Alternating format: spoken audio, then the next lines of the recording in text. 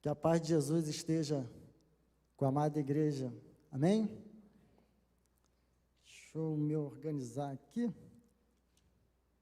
Mas é uma grande alegria, é com muito temor e tremor que a gente assume essa responsabilidade de trazer a palavra de Deus. E essa noite vai ser uma noite em que estaremos dando continuidade ao estudo da carta de Paulo aos Romanos, que o pastor Henri já iniciou, já tem alguns cultos, e hoje é o dia de nós falarmos do capítulo 2, dos versículos 5 a 11, em que o apóstolo Paulo, ele traz o tema, o dia da ira de Deus. É um tema forte, que muitos não querem trazer aos púlpitos, pois exige confrontação com o nosso eu, com o nosso agir diário, como o modo que nós temos conduzido as nossas vidas e a nossa religiosidade. Que estejamos com as nossas mentes e corações espiritualmente preparados para recebermos aquilo que o Espírito Santo vai nos entregar nesta noite, amém? O contexto da carta aos Romanos, para nós iniciarmos aqui, é interessante a gente fazer um en passant, embora toda noite do estudo vem um pouquinho de relembrar, né? Cabe a gente aqui rememorar um pouco do contexto daquilo que nós iremos falar. Por mais que seja uma perícope que vai falar de 5 a 11, é bom contextualizá-la dentro da carta. Mas, inicialmente, eu gostaria de destacar que na carta de Paulo aos Romanos, o Paulo, inspirado pelo Espírito Santo, ele elaborou ela com muitas técnicas argumentativas, e de forma que essas técnicas argumentativas levaram universidades na Inglaterra a adotarem a carta de Paulo para ensinar argumentação lógica aos seus alunos do curso de Direito, para que eles obtenham sucesso na argumentação. E Paulo ele foi muito feliz quando trouxe a argumentação dele toda, que não deixou o argumento para que não haja o reconhecimento de que todos pecaram e destituídos estão da glória de Deus. Essa argumentação lógica, ela é usada como a base ali no curso de Direito, amém? Foi provavelmente em torno do ano de 56, 57, em Corinto, que o apóstolo Paulo ele escreveu a carta aos Romanos, como uma forma de apresentação pessoal dele, do evangelho que ele pregava. O plano de Paulo era que Roma fosse um trampolim para a campanha que ele desejava fazer na Espanha, pois ele precisava de apoio da comunidade cristã ali em Roma, apoio em oração, com pessoal para a equipe, ajuda financeira, toda forma de apoio até que nós hoje, em continuidade, nós fazemos para os nossos missionários que estão pelo mundo.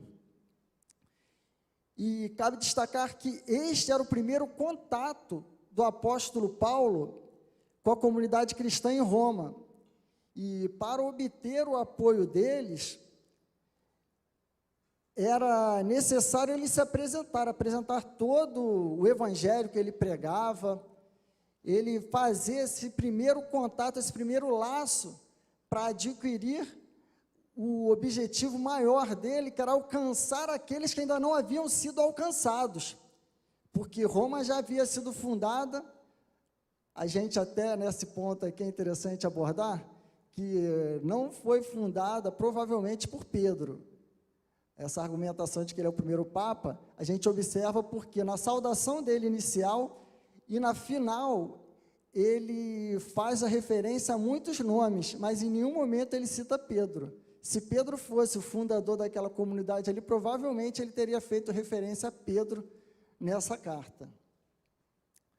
Antes de nós iniciarmos a leitura do verso 5 do capítulo 2, é preciso abordar o fato de que nestes versículos iniciais do capítulo 2, nós podemos verificar que o cerne da acusação de Paulo contra a hipocrisia judaica é que o judeu que faz as mesmas coisas as quais ele recriminava e ele também praticava.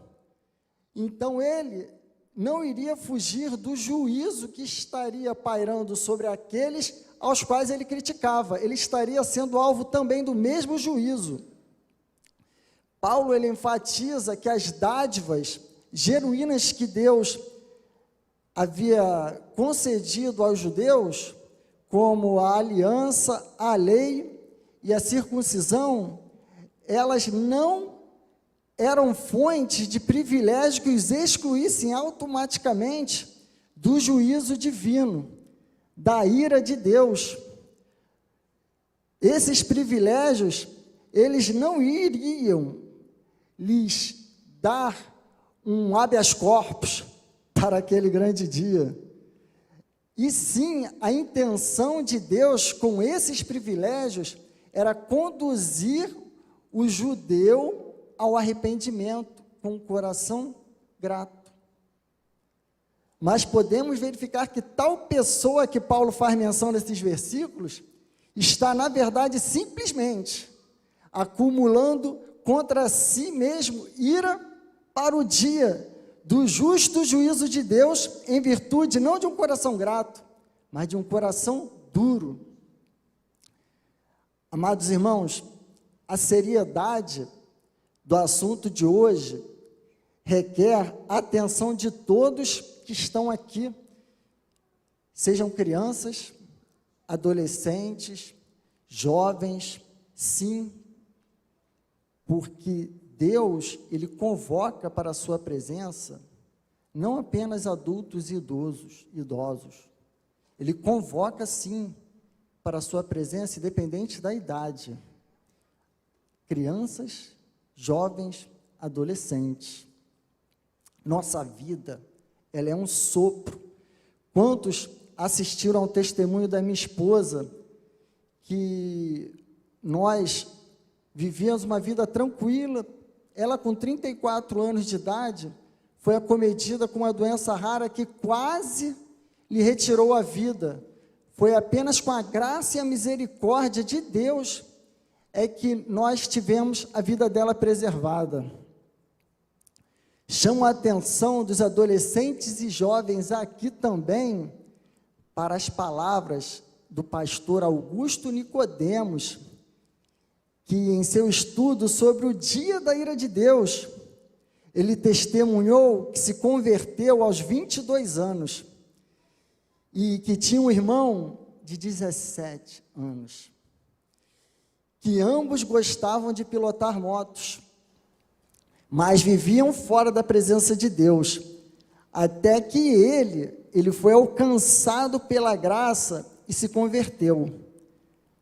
Pastor Augusto Nicodemos disse que se lembrava do dia em que falou para o seu irmão: Ricardo, eu conheci o Evangelho de Deus, e a graça de Deus me alcançou, e eu reconheci que nós somos pecadores, precisamos nos reconciliar com Deus mediante Jesus Cristo. Seu irmão, ele cita, ele estava com a jaqueta jeans azul, capacete verde, e lhe proferiu as seguintes palavras: eu não estou preocupado com estas coisas agora. Isso pode ser bom para você, mas no momento não me interessa. Ricardo montou em sua moto e foi para Campina Grande assistir a sua corrida de motocicleta. Bateu de frente com um caminhão na estrada e morreu naquele mesmo dia. A morte pode chegar para você a qualquer momento. Eu gostaria que você pensasse nisso, que você vai ouvir aqui hoje. Seja criança, jovem, adolescente, adulto ou idoso. E Deus, por seu amor, Ele está nos dando a oportunidade de refletir sobre as verdades eternas para que o temamos. Amém? Convido os irmãos a acompanharem a palavra de Deus que se encontra em Romanos 2, de 5 a 11. Essa versão aqui vai ser a da NVI.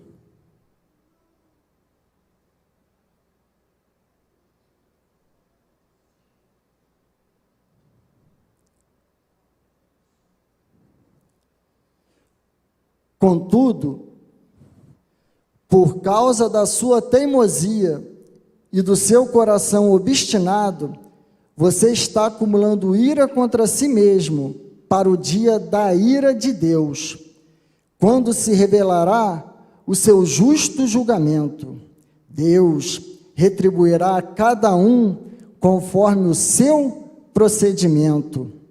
Ele dará vida eterna aos que, persistindo em fazer o bem, buscam glória, honra e imortalidade. Mas haverá ira e indignação para os que são egoístas, que rejeitam a verdade e seguem a injustiça. Haverá tribulação e angústia para o grego, mas haverá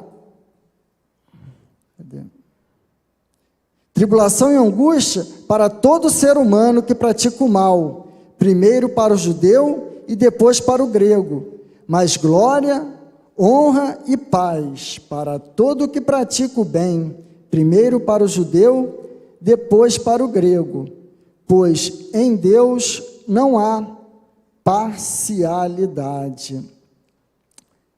Oremos. Pai de amor, Pai de imensa bondade, muito obrigado, Deus, por estarmos aqui reunidos, ó Pai, em Tua presença, para ouvir aquilo que Teu Espírito Santo preparou nesta noite para cada coração aqui presente. Pai, trabalha nos corações, ó Deus, daqueles adolescentes, daqueles jovens, que ainda não tiveram um encontro pessoal contigo, Pai. Trabalha também com todos aqueles que estão aqui agora, que ainda não o reconheceram como o único e suficiente Salvador.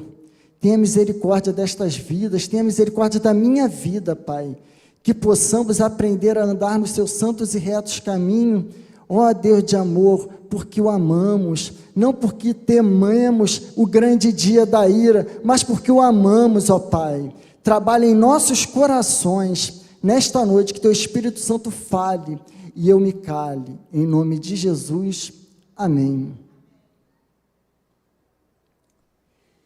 Inicialmente, gostaria de destacar que nesta passagem que lemos anteriormente, neste trecho da carta de Paulo, nos versículos 5 a 11, objeto do nosso estudo hoje, o assunto que domina é o dia da ira de Deus. E gostaria de fazer com os amados algumas observações importantes sobre este dia da ira. No versículo 5,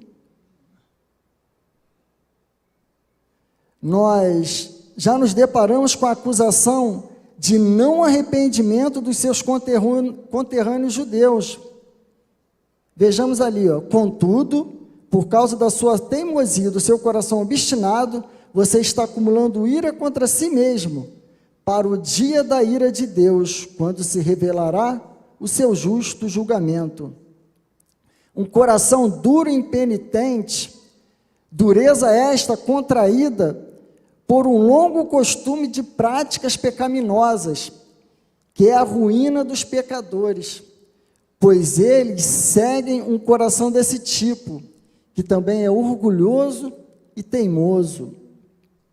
Aqui, a primeira observação é que a persistência no erro e um coração duro são as causas de seu castigo e destruição, que se acumulam até sua execução no dia do juízo. Aqui Paulo deixa claro que o judeu abusou da bondade de Deus, pois ela não o persuadiu ao arrependimento, mas serviu para causar a soberba ostensiva, a fartura da graça. Quando assim desprezada, ela se transforma em fartura de ira. A palavra diz, está acumulando ira. Ao meio da Revista Corrigida, ela traz uma melhor tradução, ela diz, em tesouras, que será paga no dia do justo julgamento. Paulo, ele ressalta que aqueles que continuam no caminho do pecado estão entesourando ira para si mesmo. Esses tesouros, eles serão abertos, como as fontes do grande abismo descritas em Gênesis 7:1. Eles estão guardados para o dia da ira, quando eles serão dispensados por atacado, de uma só vez, derramados como? Em uma grande quantidade. Pastor Hernani Dias Lopes, em relação a esse versículo, ele faz uma alusão. Ele esclarece que a demora do julgamento, ele não diminui o peso da sentença. Embora o presente dia de paciência e clemência para com os pecadores, em que parece que o pecado compensa, pois ele peca e nada acontece, peca e nada acontece, achando que ficará ileso, imune, livre da sentença final, isso é vã ilusão. O versículo 5, ele nos informa que estes pecadores, eles estão acumulando um a um para o dia da prestação de contas, o dia do juízo, conhecido como o dia da ira, que se aproxima. Na verdade, cada um de nós, no dia de hoje, também, essa verdade se aplica para os pecadores todos, que tem que refletir que um dia de ira, ele não só ocorrerá no futuro, que a gente não sabe, ele tem que refletir também que esse dia de ira, ele já está sendo verificado atualmente, não da forma que ocorrerá no dia do juízo. Como Paulo diz no capítulo 1 do verso 18 da carta aos Romanos, a ira de Deus se revela do céu, ou literalmente está sendo revelada do céu. Diariamente, a ira de Deus, ela é derramada sobre os pecadores. Nós temos, na palavra de Deus, em Salmo 7, de 11 a 12, na NVI, eu vou ler para os irmãos. Deus é juiz justo, um Deus que se ira todos os dias. Se o homem não se converter, Deus afiará a sua espada, já tem armado seu arco e está aparelhado. O pastor Augusto Nicodemos, ele destaca que Deus os aflige. Observem, através de punições físicas, através de desgraças, através de tormentos espirituais, através de avisos, através de provocações, para que eles se lembrem, que eles vejam em que situação eles se encontram. Todo dia Deus está fazendo isso com pecadores, tirando a paz deles, incomodando a vida deles. São o que nós chamamos de pré-anúncio da ira de Deus, mas é apenas o começo isso. Todo esse sofrimento, essa miséria, essa angústia, essa dor, simplesmente um prenúncio daquilo que está preparado para o que o Paulo chama de dia da ira.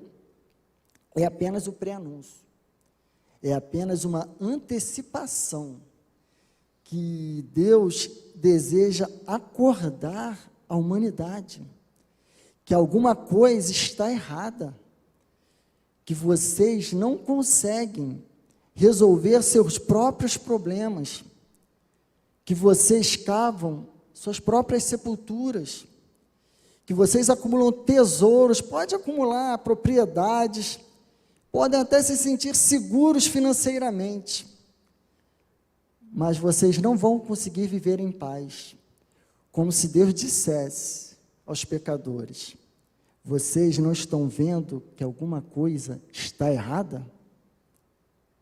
Deus derrama sua ira sobre a humanidade para despertá-la, para que ela perceba que algo terrível se aproxima, que algo muito pior está chegando a cada dia, que é o dia da ira e da revelação do justo juízo de Deus. É uma mensagem ácida, não é, meus amados? Essa missão veio para a minha mão e eu não posso falar aquilo que não seja que o Espírito Santo quer entregar para as nossas vidas, pois pode valer a nossa eternidade. É a coisa mais importante que temos para observar, é a nossa eternidade perto de uma vida tão passageira aqui na terra. Esse dia de ira que se aproxima, ele não pode ser comparado com o dia de ira que atualmente nós podemos mencionar aqui, que acabamos de ler, porque a ira atual ela é mitigada. Por conta da paciência de Deus, Ele permite o sofrimento, a miséria e a dor, mas Ele alivia com bênçãos, com graça e com misericórdia. Ele traz algum consolo, conforto, não é tão ruim quanto poderia ser. Vocês têm noção disso. Que o pecador, ele sofre, ele fica doente, mas Deus, ele provê o quê? Provê a medicina, pessoas que o ajudem de alguma forma, a aliviar o sofrimento pelo qual possa estar passando aqui na terra.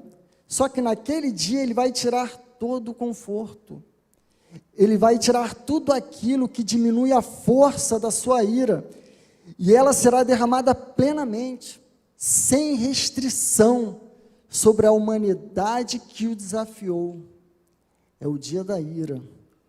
Nesse sentido, nós temos Apocalipse 6,17, que reforça o aviso de que haverá o grande dia que se aproxima, porque é vindo o grande dia da sua ira, e quem poderá subsistir?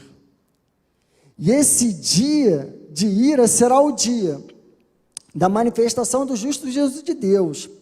E a ira de Deus não é como a ira humana. Temos que prestar atenção nesse detalhe importante, que a ira humana, ela é o quê? Ela é esquentada, ela é apaixonada. Não, a fúria não está nele, assim como nos ensina Isaías 27, 4a, não há indignação em mim. Uma segunda observação que gostaria de fazer acerca das palavras do apóstolo Paulo, acerca deste dia de ira e do juízo, e que muitos podem se perguntar é: será que este juízo, ele é justo? Sim, é justo, como afirma a parte B do versículo 5. Para o dia da ira de Deus, quando se revelará o seu justo julgamento. Não foi o que nós lemos? Atualmente, a ira de Deus, ela vem sendo derramada, como nós falamos. Só que as pessoas não percebem a justiça que há nisso. Porque aparentemente sofrem todos, né? Quem teme a Deus, quem não teme a Deus. Quem pratica o bem, quem não pratica o bem. Parece que o sofrimento vem a todos. E alguém pergunta: onde está a justiça de Deus? Será que é justo tudo isso que Deus está fazendo? Mas naquele dia, Deus vai mostrar exatamente que tudo o que Ele fez foi justo. Ele vai mostrar que nunca cometeu uma única injustiça com nenhum ser humano. Na verdade, Ele mostrará que foi até misericordioso, e compassivo, deixando de derramar a sua ira antecipadamente, com mais intensidade e rigor. Este será o dia em que Deus vai se apresentar como justo juiz, e nenhum de nós vai poder imputar a Deus qualquer injustiça. Aí você pode estar se perguntando, por que criança morre? Por que gente boa sofre? Naquele dia, tudo vai ter a sua resposta. Todo mundo vai ficar calado. Pode ser que agora não tenhamos todas as respostas, é verdade, mas naquele dia vamos ter todas as respostas. Não podemos imputar a Deus injustiça, porque não sabemos de todas as coisas. Mas, para não restar dúvidas em relação a esta pergunta anterior, será que este juiz é justo? Temos que entender que a ira de Deus é um justo juízo, porque esta ira é a sua vontade de quê? De punir o pecado. Porque ele odeia o pecado, é contrário à sua natureza. É importante compreendermos corretamente o que seria a ira de Deus, pois assim entenderemos a seriedade daquilo que o apóstolo Paulo está tratando aqui nesse texto. A palavra hebraica que caracteriza a ira é bufar pelas narinas.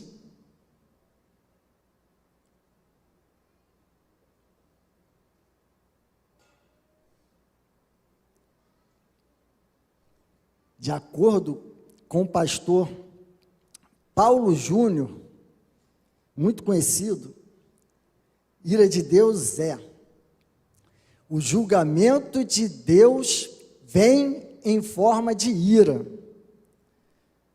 Deus é um Deus justo, um Deus que a sua justiça demanda que ele venha punir o que é injusto. Essa punição vem em forma de ira, cólera, revolta. Notem, prestem atenção, alguns de nós têm dificuldade de aceitar a ira de Deus, porque acha que é igual a ira que a gente tem. Quando você pensa em ira, você pensa em alguém vermelho, com raiva. Aqui não se está falando de uma emoção, de um sentimento. Ira de Deus não é um Deus que está bravo porque pisaram no seu pé. Preste atenção aqui, é o cerne do seu significado. Ira é a reação que Deus tem contra o pecado, por causa da sua natureza, pois a santidade e a justiça de Deus não são passivas. Quando elas se deparam com a iniquidade, elas têm que puni-las, e a punição vem em forma de ira. Rodrigo, mas por que ele está irado todos os dias? Por que Deus é um Deus irado? É porque todos os dias ele contempla as fontes de iniquidade sendo jorradas pela sociedade. E essas iniquidades e pecados, elas são afronta à sua santidade e à justiça dele. E ele responde com ira. Vejamos o Salmo 5:5. Os arrogantes não são aceitos na tua presença. Odeia todos os que praticam o mal. Ah, Rodrigo, Deus não pode odiar. O irmão me desculpe, mas eu cresci, está numa igreja católica, de tradição. Muitos outros até pastores e a sociedade nos ensinam que Deus é amor. Deus não pode odiar. Deus é bom. Afinal, eu sou o ponto fraco de Deus. Amém ou misericórdia? Amados irmãos, em nosso contexto cultural contemporâneo, a ideia de um Deus de amor mandar alguém para o inferno é muito questionada, correto? O saudoso pastor Timothy Keller, ele trata deste assunto em seu livro A Fé na Era do Ceticismo. Ele utilizou citações, produto de uma pesquisa por e-mail com jovens nova-iorquinos, de cerca de 21 anos de idade, aos quais ele pediu que expressassem suas principais dúvidas e objeções ao cristianismo. Keller mudou apenas os nomes dos remetentes. Vejamos aí algumas dessas objeções. Duvido da existência de um Deus que julga e exige sangue para aplacar a sua ira, comentou a confusa Hartmut, uma universitária alemã. Tudo isso é desconcertante, concordo, comentou Josi, funcionária de uma galeria de arte no Sorro. Mas meu maior problema é a doutrina do inferno.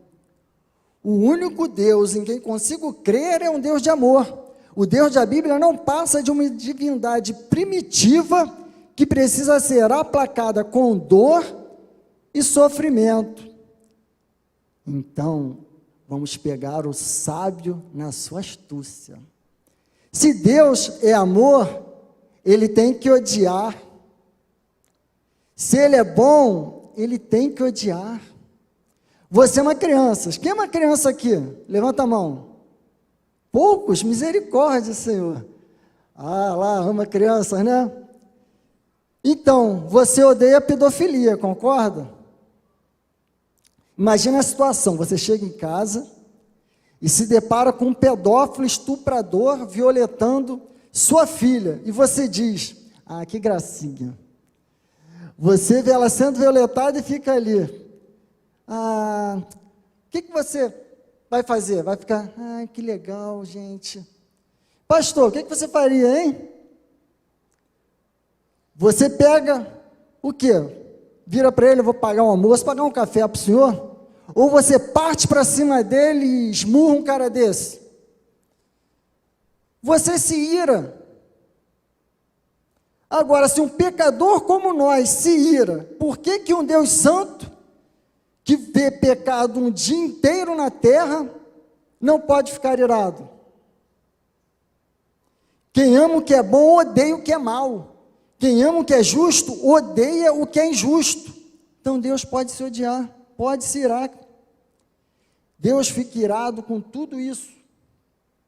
Mas não é um sentimento, Deus não fica nervoso igual um homem, é a manifestação, é a resposta da sua justiça, que vem em forma de cólera, uma ira santa, justa, como em Romanos 1,18 diz, portanto, a ira de Deus é revelada do céu, contra toda impiedade. Por que a ira de Deus se revela? Uma outra pergunta importante. Você vai entender a ira, você não vai entender a ira, se você não entender os atributos. Como é que um Deus santo, como é que um Deus justo vai contemplar o pecado, a iniquidade e a maldade e vai ficar passivo, que a gente está falando? A ira de Deus é a impassividade de Deus contra o pecado, por causa dos seus atributos. Nós temos visto isso. Mas, Rodrigo, isso é coisa do Antigo Testamento, né? Não é bem assim que Paulo está falando na carta aos Romanos. Convenhamos, né? Deus encolerizado, isso não. Mas engraçado, né? Quando é para a promessa, Jesus é o mesmo ontem, hoje e eternamente. Rodrigo, então me mostra, agora eu te pego, me mostra onde Jesus ficou irado no Novo Testamento. Ué, o que Jesus fez quando entrou na casa do Senhor no templo e se deparou com aqueles cambistas? Ele manifestou a ira de Deus ali naquele ato, na porta do templo. Você quer ver uma declaração dele sobre ira? Em João 3,36 diz assim, por isso quem crê no Filho tem a vida eterna. Quem se mantém rebelde contra o Filho não verá a vida, mas sobre ele permanece a ira de Deus. Jesus falando em ira no Novo Testamento. O que significa? Vamos tentar entender melhor isso aqui em Efésios 2:3. Entre eles também nós todos andamos no passado, segundo as inclinações da nossa carne, fazendo a vontade da carne e dos pensamentos. e éramos, por natureza, filhos da ira, como também os demais. Só que aqui tem um adendo importante. A ira, ela não vem só pelas nossas ações. A ira, ela vem pela nossa concepção. Éramos filhos da ira por natureza, porque viemos com a semente de Adão, com o pecado. E Deus responde contra o pecado em forma de ira. Éramos filhos da ira. Aqui está falando do estado de ímpio, antes da conversão. Quando éramos ímpios, éramos filhos da ira por natureza.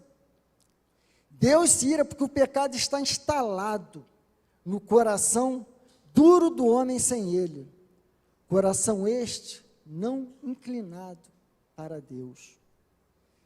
Então, aquelas objeções citadas por Timothy Keller ali, foram devidamente esclarecidas com os textos da própria palavra de Deus, que por ser um Deus de amor, é também um Deus de justiça, de santidade, de acordo com seus atributos, e precisa julgar e punir o pecado. Para N.T. White, Deus é bom, não bondoso no sentido de ser indulgente, um velho tio dorminhoco que não se importa muito com o que as pessoas se dispõem a fazer, mas é bom no sentido de se importar, de forma genuína e compreensiva, procurando encontrar a melhor maneira para cada ser humano individualmente.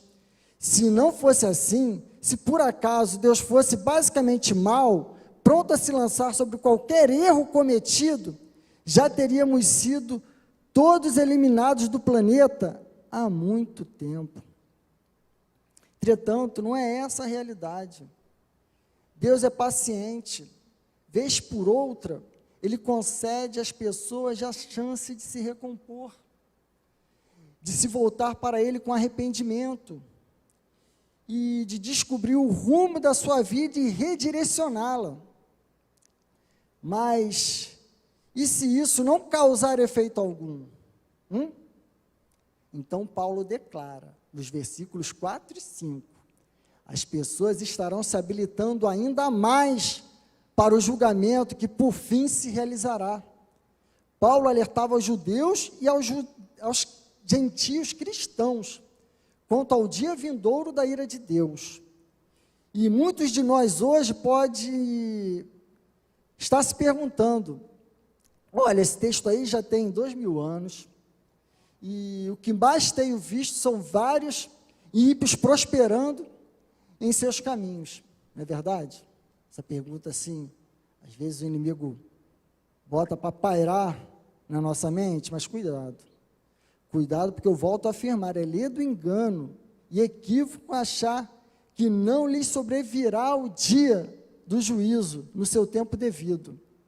Jonathan Edwards, interessante, que viveu no século XVIII e foi um grande avivalista nos Estados Unidos, ele pregou um clássico sermão, Pecadores nas mãos de um Deus irado.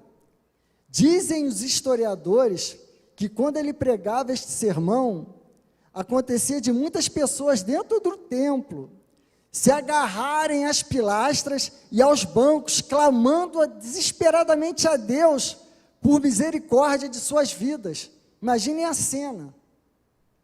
Vejamos um texto desta pregação que Edward aborda aquilo que aguarda aos que vivem uma vida de aparente sucesso em seus delitos e pecados, em aparente tranquilidade pela impunidade.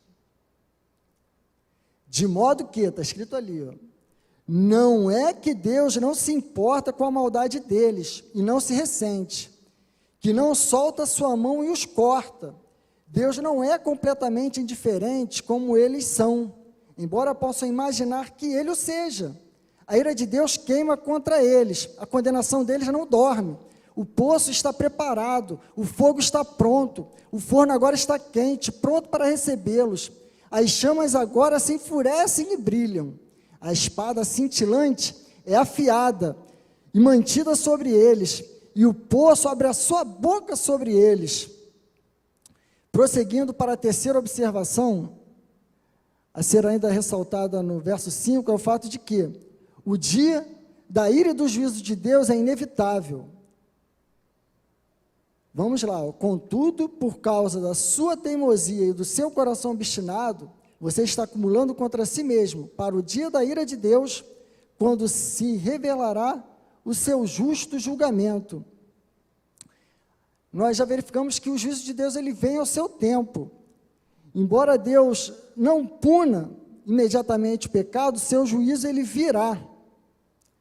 Nós temos a palavra foi de João Batista, aqui em Mateus 3,7, que muito é esclarecedora nesse respeito.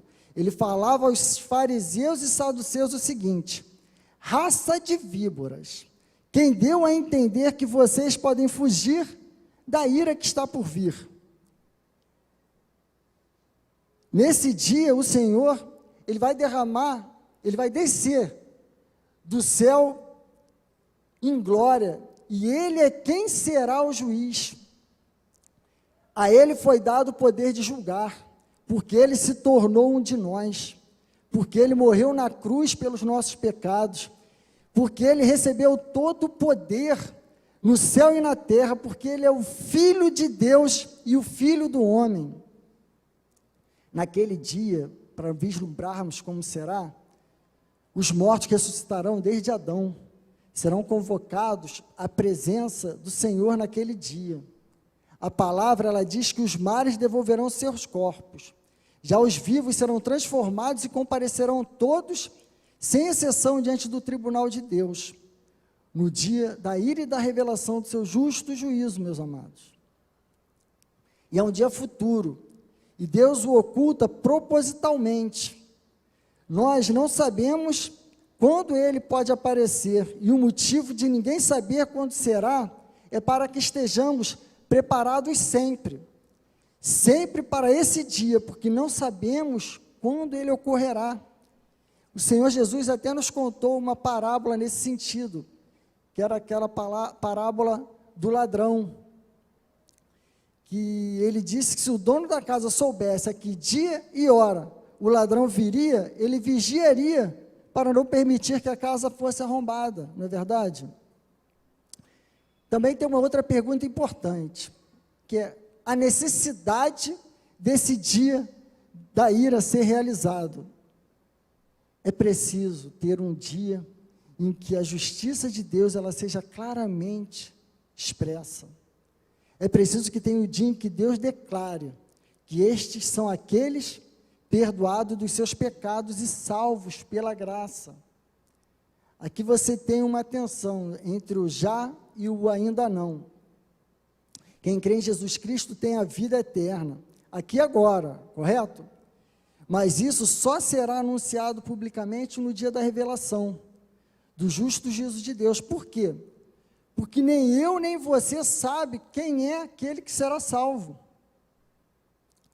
Por isso é preciso um dia público, que Deus diga, são esses aqui que vão para o céu, e esses aqui vão para o inferno. Como o próprio Jesus disse, que naquele dia ele vai separar, colocar as nações diante dele, e vai dizer a um grupo: 20 benditos de meu Pai, entra no gozo do seu Senhor. Mas ao outro grupo ele vai dizer: apartai-vos de mim, malditos, para o fogo eterno, preparado para o diabo e seus anjos. Assim é necessário este dia, porque no momento está misturado, mesmo aqui nesta noite, na igreja, e é com dor no coração que eu digo isso, que nós temos o joio no meio do trigo. E agora, aqui na quarta observação, quinta? Na quarta.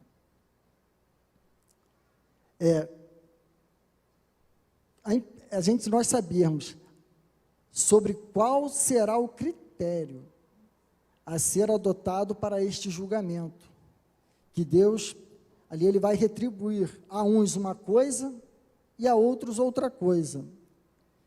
Será conforme suas obras.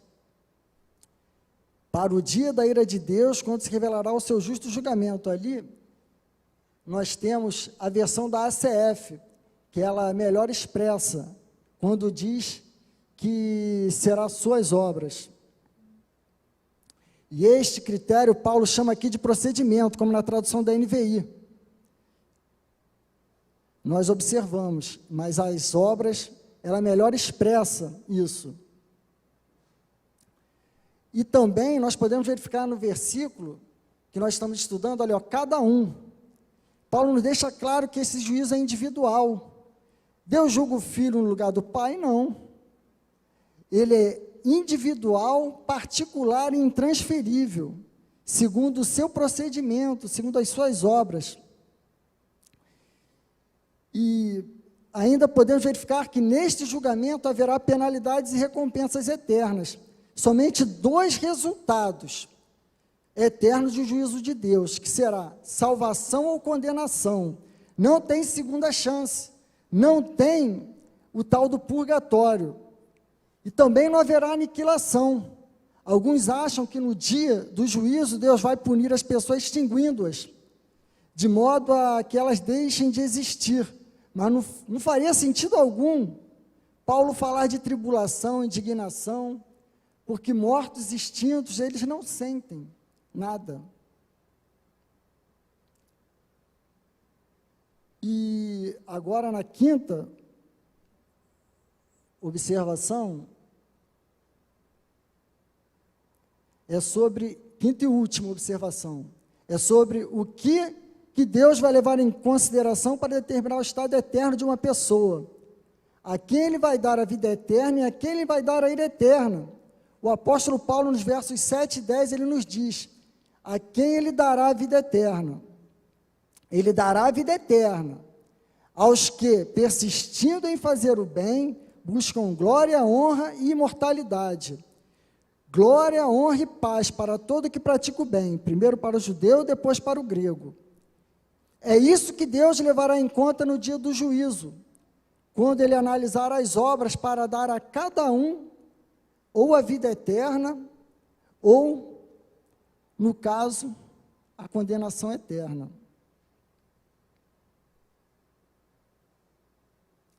E aqui, ó, indo agora para o outro lado, quanto à ira eterna. No versículo 5, lá no início, a gente estudou que aqueles que têm um coração duro e impenitente, já no verso 8, Paulo diz, aos que são egoístas, rejeitam a verdade e seguem a injustiça. Então, é isso que Deus, ele vai levar em conta. Naturalmente, a primeira pergunta que se levanta nesta conclusão é, como assim? Pois eu sempre ouvi que salvação é pela fé em Cristo e não por obras. De fato é. O apóstolo Paulo aqui não está ensinando algo diferente. E não poderia, senão ele se contradiria ali no capítulo 3, quando ele vai falar da justificação pela fé. Na verdade, o que está dizendo o apóstolo é que a fé que salva é a fé que muda. A fé que salva é a fé que leva a pessoa a perseverar em fazer o bem, a procurar glória, honra e imortalidade. Ele está apenas analisando o efeito externo da fé, da mesma forma que o diabo faz também. E de que adianta a religiosidade vazia? A pessoa ir para a igreja, levantar as mãos, cantar louvores, ser batizado e não procurar glória, honra e imortalidade, nem o reino de Deus em primeiro lugar. E também não perseverar em fazer o bem. Aquela fé que ele diz ter, ela pode salvá-la? A resposta de Tiago e Paulo é um sonoro não, porque a fé verdadeira é a fé que muda o coração das pessoas. E por isso é que no dia do juízo, o critério que Deus vai usar vai ser sempre esse, porque essas obras revelam o verdadeiro estado do coração. E como é que nós somos salvos? É somente pela fé, como diz Efésios 2.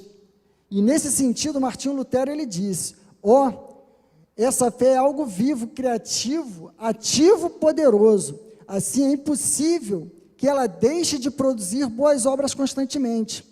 João Calvino também disse: só a fé justifica, mas a fé que justifica nunca permanece só. E, da mesma forma, os que vão receber ira são aqueles que perseveram em fazer o mal, que são egoístas. A diferença clara entre esses dois grupos é a vida daqueles, pois elas são orientadas para Deus, aqueles que serão salvos. Mas do segundo grupo, dos facciosos, ela é orientada para si mesmo. São egoístas, desobedecem à verdade, não são orientadas para o próximo, para o amor a Deus. E, concluindo, por tudo exposto, não há dúvida de que o assunto mais importante da sua vida, mais urgente, tanto para crianças aqui presentes, quanto para adolescentes, para jovens,